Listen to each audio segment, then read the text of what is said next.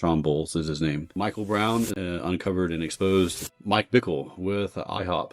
Very inappropriate conduct on his part. Staff members of Todd White, unfortunately, are reporting that he's abusive. What did they know? When did they know it? Why haven't they brought forth information about this? Should there be retribution?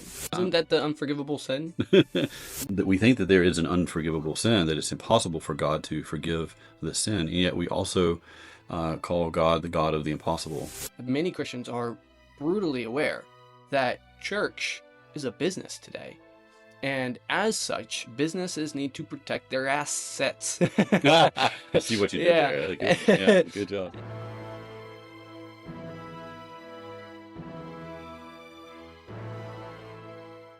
So, Sean Bowles, tremendously prophetic voice within the church. I remember 10 years ago, this coming April, so this is 2016, he was a major voice at a very large Christian conference in California, which was in celebration of the 110th anniversary of the Azusa Street revival, which is where the Holy Spirit fell, so 1906. And there was a lot that happened. There was integrated worship that happened between races, which was pretty amazing. A lot of manifestations, speaking in tongues, baptism of the Holy Spirit. This was something that was also sparked by revival in the British Isles at the same time. Forgive me if I'm not saying British Isles or Great Britain, or it's there. Welsh revival is another example. So in 2016, there's this mass gathering at a stadium. A lot of Bethel students travel down via bus. There's a ton of people there. Ministry is coming together and worshiping together. Many different types of ministries as well. And there's one figure who just came on the scene and really just did some pretty spectacular things. Sean Bowles is his name. And even by that point, he had become very well known for having a very accurate words of knowledge, people's addresses, the street names, numbers, their own names, family history, circumstances, whatnot. Wow.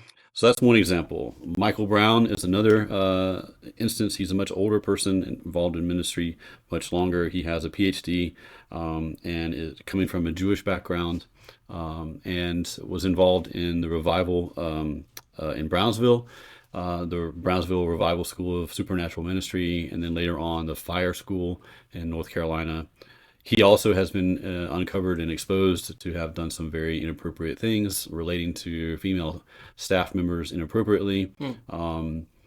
Mike Bickle with IHOP, the International House of Prayer in Kansas. Not pancakes. Not pancakes, Okay. no, yeah. Also, very inappropriate sexual conduct on his part.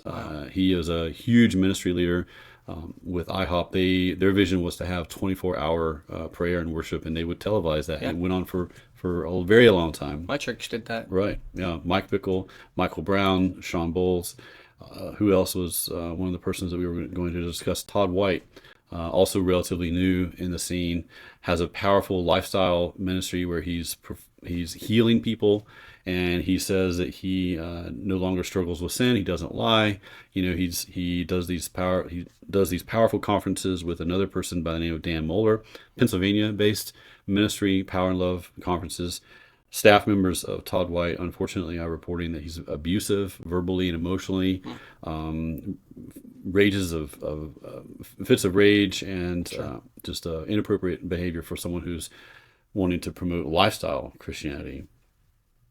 The Bethel culture with Bill Johnson and Chris Valentin, very well-known ministry, and I've been to Bethel many, many times. I spent a lot of time there, never as a student, but in close relationship with other students. And theologically, I agree with so much of what Bethel does. I also see that there's issues there as well. Sure. And the responsibility that Bethel has had in the past is basically bringing to light some of these character flaws and misbehavings of people in their ministry and people that are associated with their ministry, such as Sean Bowles and other figures. What did they know? When did they know it? There's a whole lot of conversation about this, and there's so many ministry leaders right now. Patricia King is another name. What did they know? When did they know it? Why haven't they brought forth information about this. Even Randy Clark from Global Awakening here in Pennsylvania. I've traveled with that ministry 3 times internationally, and I would love to do it again. But at the same time, there is this promotion of people who have character flaws. What do you do if you already know about it? What do you do when you find out about it after the fact? So in the mainstream evangelical, non-denominational, charismatic world, there's a bunch of upheaval today, and a lot of people are talking about these leadership situations. What do we do now? And quite honestly, there are former Bethel students that are saying, "Hey, this has caused me to lose my faith or to question a lot of things," and they're seeking help. Ministries are now, saying, "Hey, if you've been abused, we'll pay for your treatment. If you've been an abuser and you admit that you abuse people in your ministry, we'll even pay for your treatment." Mike Winger is another person who has spent a lot of time exposing this information, and he's one of those ministries that has offered to even provide assistance for recovery if people admit their wrongs. So Talking about ministry stuff and how we go about that. that's your camera right I know that's my camera. That's our camera. That's my camera. Well, that's your camera. And this is our microphone. Okay. All right. Listen, if you're looking for something that is different from what you've been told, we'd encourage you to just follow along the ride with this podcast. Get to know what kind of resources and things that we offer. Honestly, I'm not even going to. I don't like asking for money, but I do like the nice design. I do like cool designs. So if you want to pick up some cool designs, honestly, that might represent a gooder gospel that you're looking towards, that you resonate with, that is something that is answering some of the questions, some of, not all of, but some of the questions that you have on your heart. You might check out Live, Laugh, Apokatastasis. That's awesome. Go check it out. It's pretty dope. And these are really good ways to donate to the ministry. My heart is to discuss the disappointment that is there in people who have benefited majorly from these ministries, and also address the issue of those who have been wounded by these ministries and their ministry leaders. What can we do? How should we respond? Questions so far. Yeah, well, so I want to get into asking a few more basic questions first, because I'm walking into this with alongside the viewer, not really understanding most of this, not really knowing many of these names, except for Todd White. I discovered him on YouTube and certain things with that, and then just simply some Sean Bowles things, just because I've seen it pop up on social media. But besides that, like, are these incidences, we'll call them, happening relatively recently, like in the past, like in 2026 specifically, or like 2025 into 2026, or is this like the past 5 years? These are things that people have been talking about. I'd say within the last 5 years, it's really becoming very prominent, in Christian circles, that this is a real thing, and that real harm has been done, and obviously misrepresenting Christ and his Father. And the church is addressing it. And I think a lot of people are doing exactly what we're doing right now. They're talking about it, and they're saying, okay, what is our level of responsibility, to be a voice for healing and truth in these circumstances? Right. So I'm going to reframe it again, though. Like, these are a ton of names. So these all within the past 2 years that the scandal of these circumstances have like really picked up, really caught on, really, like, because it sounds like with Sean Bowles, I'm just now hearing about it. It becomes super big right now, and people are departing, making sure that they've separated or apologized or whatever. But this has been kind of common knowledge. So I'm assuming the same thing has happened for all these other large leaders that you're talking about, is that, like, I'm sure the scandals have been around, slowly making their way up. But is it just right now that, like, all of these are just kind of coming out one by one, like dominoes? I would say it's ramping up. It's a snowball effect, and it's been going on for a couple years. One person, and then another person, and then another person, and right now it seems like there's this just massive snowball that's gathering, and it's still going. And so one possible good fruit from this is just the churches do really just a system-wide check, to see, hey, what's going on? What can we do to prevent this? But I would say in Christian circles and conversations, there is a lot of reaction to this right now, as more and more names and more information is being uncovered, and as more and more podcasts talk about it. Right. Mike Winger is probably the largest voice right now. He just produced about 10 hours within 2 videos of content covering all the documentation, letters, statements from people, asking leaders to do something, and leaders never moved on it. So this is an ongoing thing, and it's reaching, it's going supernova right now. Yeah, so this Winger guy, Mhm. what is kind of his background? Where is he picking up from? Like, is he someone that's been talking about this? Is he a pastor himself? Like, was he a part of one of these situations and he's just utilizing the momentum to expose more, corruption, more shame, more whatever? Yeah, that's a good question. I've not spent as much time looking into who he is. He's a relatively new voice for me as well. I've Hmm. known of him for maybe a year or two. Okay. I know that there are things that he and I agree on and disagree on, theologically speaking. Sure. There are criticisms that he has of certain theologies, such as ultimate reconciliation, and their positions he has in terms of like annihilation or eternal conscious torture. Another major figure that is not a scandal but is worthy of conversation is Kirk Cameron.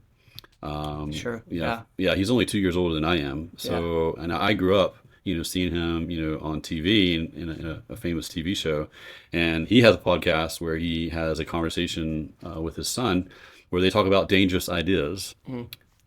At least title wise, not that different from this podcast, but Yeah. he's coming from a very evangelical point of view, and there's no scandal associated with him. I want to make sure that that is clear. Kirk Cameron was closely tied with another ministry called The Way of the Master, which is headed by a man whose name is Ray Comfort, where they do street preaching and they use the law to try and get people to admit that they're sinners, that they're thieves, they're adulterers, Hmm. that they would come to Christ through that.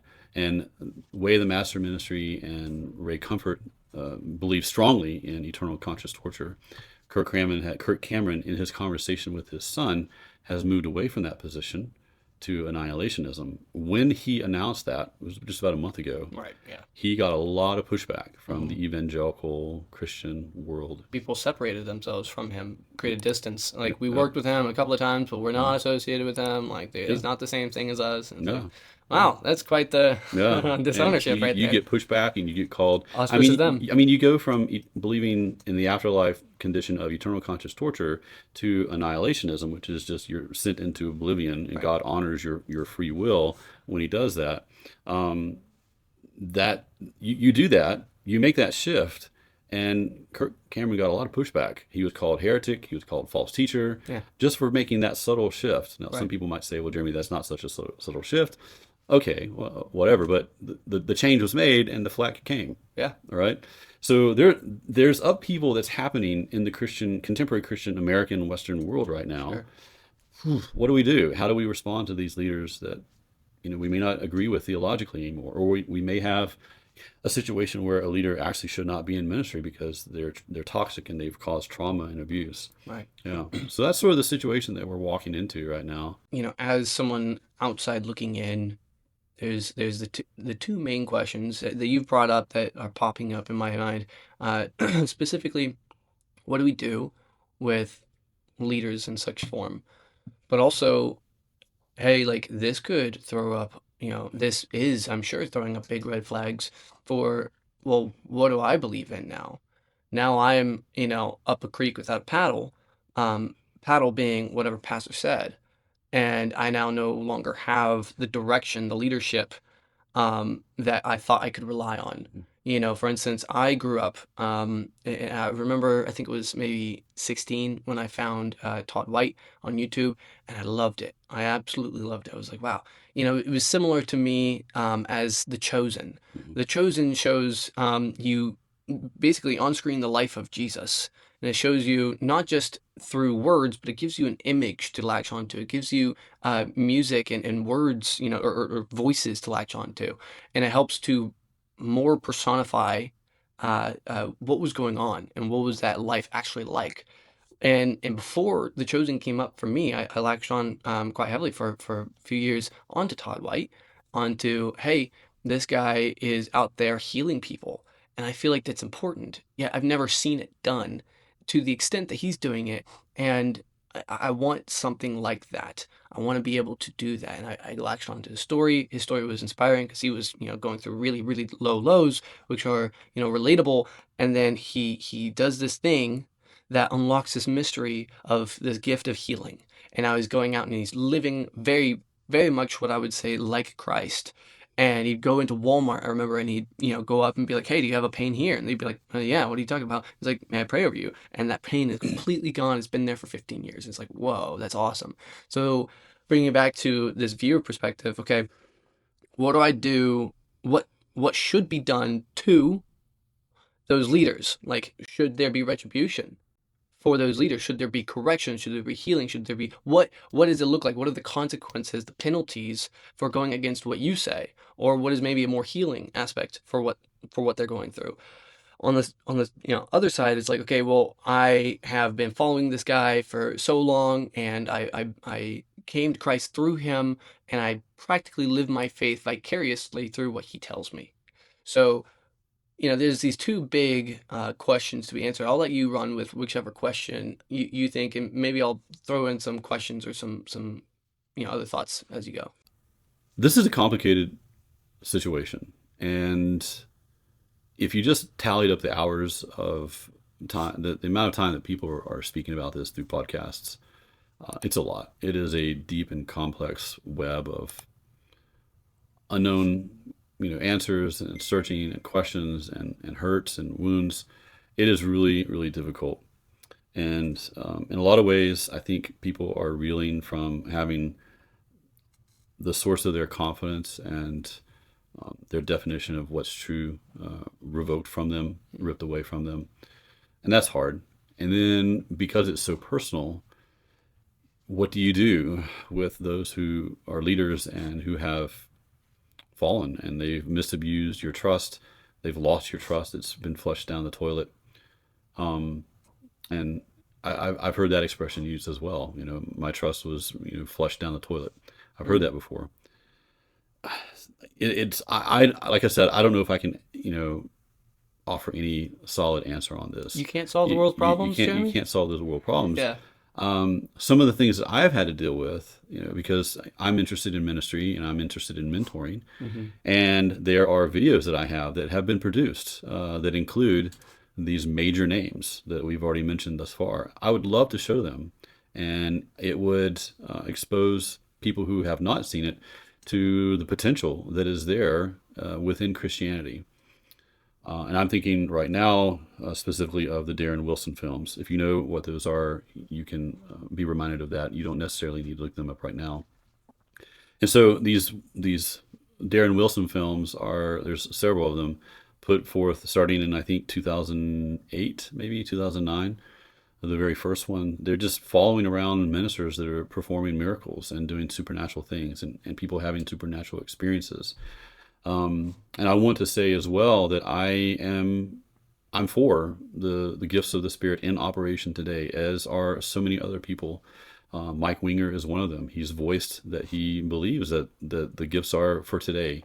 And there are people that I would agree with on a lot of things that don't believe that. Okay, fine. I think for me, my personal thought is like, there's so much potential that's there. Like, how do we get it right? What is in place to prevent these catastrophes from happening? And then going back to my thought I was just saying a minute ago, it was like, what do I do as a minister? What do I do with the resources that I have that could be very encouraging and have been very encouraging in the groups of people that I've known over the years? And yet there are these figures, these ministers in there that are fallen or controversial. Some of them are no longer Christians. Jason Westerfield is another name who demonstrated, it seemed to be pretty powerful supernatural healing ability and words of knowledge, but now he's dropped off the radar and he's not a Christian anymore as far as I know, and he was actually censored by Bethel. So yeah. Isn't that the unforgivable sin? I mean, growing up, and for most of my life up until like 5 years ago, maybe a little bit longer than that, like, I genuinely believe that, hey, those who are in the faith and then reject it are committing the unforgivable sin. What are your thoughts on that? That's a conversation that's extra to this discussion. I'm not sure I want to go into the theological conversation of why a particular sin is unforgivable. I would say one possible answer to that, just to kind of satisfy a level of curiosity, Mm-hmm. is um, an unforgivable sin. I mean, we think that we think that there is an unforgivable sin, that it's impossible for God to forgive the sin, and yet we also call God the God of the impossible, that there is nothing that is impossible for him. So what do we do with that? How do we mesh those two? How do we mesh those two ideas? Yeah. I think it merits a deeper study, not only in that verse. So we don't want to proof text. So we need to kind of look at the context and the larger view Mm. of that scripture as well. I would offer an initial thought. I'm not saying this is my final definitive thought, but some things in the Old Testament, in the Old Testament model Mm-hmm. of religion, required a sacrifice, and some things didn't. Perhaps that's a way to approach this issue. I leave it up to the audience who's knowledgeable enough to look into that for themselves. Mm-hmm. So, yeah, I think there's two things that I just said about that particular verse that are Sure. worth further thought later on. Investigating. Investigating, yeah, So when it comes to the question of what should we do with these pastors, yeah, right, or these ministers, these people in leadership positions, the immediate, I guess, reactionary action would be to distance ourselves from them, right? To say, hey, our ministry is not their ministry, because that on one hand is what is the word? self-preserving or Yeah. self-preservation. On one hand, that is self-preserving. It is saying, hey, our ministry is not corrupt, though we did have a corrupted person, and so now we go forth as naturally organizations do, and say that, like, look, they're not us, and it creates this us versus them mentality. Because on one hand, it's like, well, I think a lot of Christians would side with no, because like, that's not what Jesus did with his enemies. However, on the other hand, many Christians are brutally aware that church is a business today. And as such, businesses need to protect their assets. I see what you did Yeah. there. Yeah, good job. And so, less heresy than expected. No. So it's like, what should the proper Christian response be, even not from just general leadership, but even from those in the flock, those listening to the pastors. How should they see those leaders, fallen leaders, I guess? Yeah, I think this is a key point that's in the crosshairs of our conversation right now. Like, what do we do and how do we respond to these leaders that fall? What does restoration look like? What does retribution look like? Should someone who falls in terms of like sexual abuse or manipulation emotionally, or not respecting boundaries, or financial fraud in the church, in these big businesses, what happens when it's discovered that person, has betrayed trust? Are they eliminated from ministry forever? Mm. The pattern seems to be that there are major voices that diminish, and they still want to have a ministry, but their dedicated followers shrinks down to such a small number that they're really just inconsequential. Mm. So along these lines is, how does this process look for us in the Christian world? We can't just let someone up there who has abused children, Oh, and yet we can't give someone just free reign up there as well. right. So what does discipline look like in this case?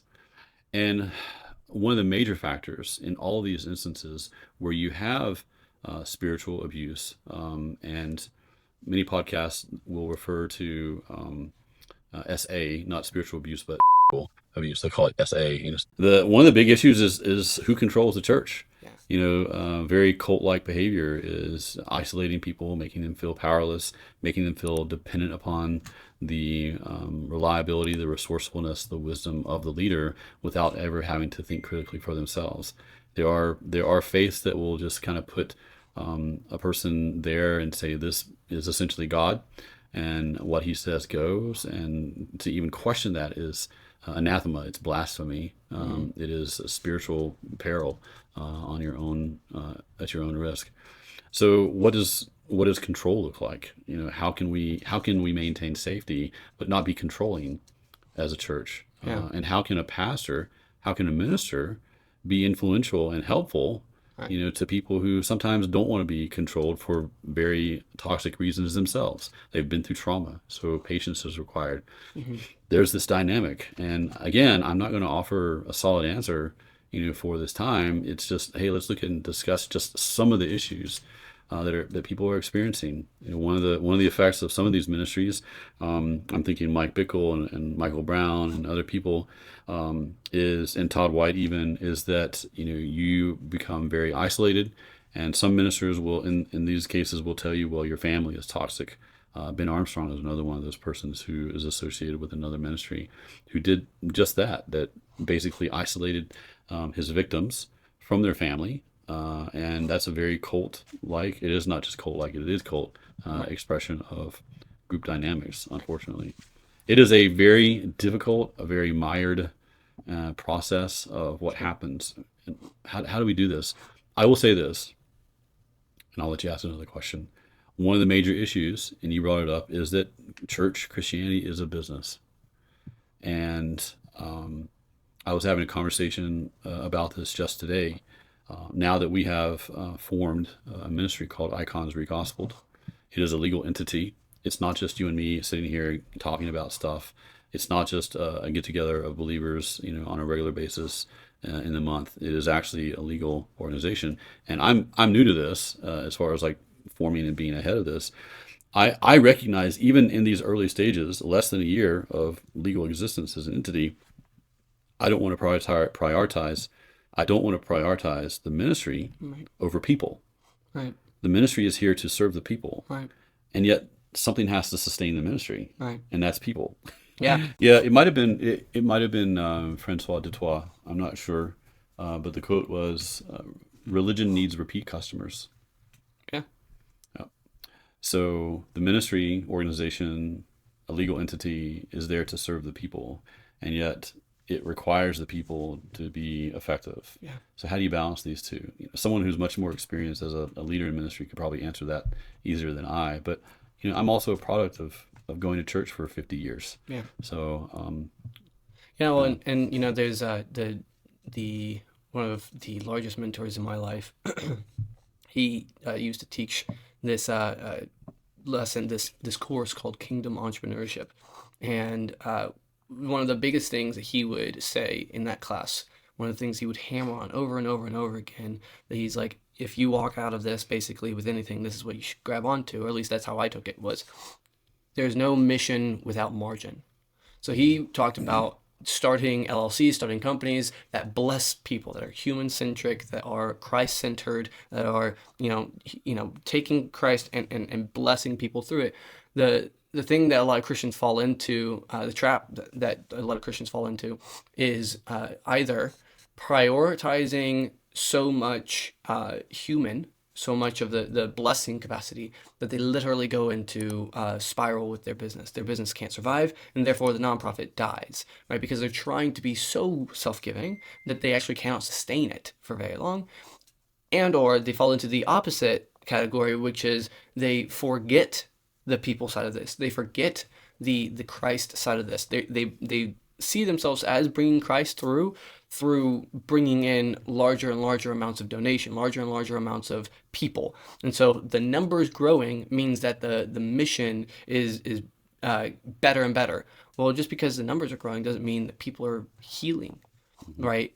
And so this idea of there's no mission without margin says, hey, I can't first simply give you all of my grain, right? But as the Bama podcast talks about, I can leave the corners of my field uncut so that, I have grain to sustain me and my family, to sustain us, not to just simply feel great, to thrive. It's not Americanized sustain. It is actually, ancient Near Eastern sustain, like actually just bare minimum sustain me, and then I can give out from there, and then I can bless from there. And so there is this delicate balance, and I am pressing you with this question that is kind of a problematic question, because it puts you in this scenario where there's an either or, that you have to choose. Are we going to isolate ourselves from these people, or are we going to completely crumble the business by siding with them because we see the human in them, and we're not, so there's a level of self-protection that is necessary for the business, that is okay, and is not anti-gospel, is not anti Christ, if you want to put it that way. But at the same time, there is a necessity to realizing every abuser was abused. Like every enemy was at first the victim. So recognizing that and then healing those people through that brings about some of the greatest underdog stories, honestly. And we love an underdog story, but we hate, to see when somebody's, hurting others. So there's this delicate balance that cannot be answered, especially across the board for all of these names that you brought up. Christians need to grow up. I think the seminary experience is modeled too much after the public university experience. We love narcissists. We love to outsource our faith, and we love even more to outsource our faith to someone who wants to take control. Quite the business model that is modern Christianity, or modern churchianity, rather, should I say. People who they have a sense of safety. Notice I use the word safety. They can't be controlled.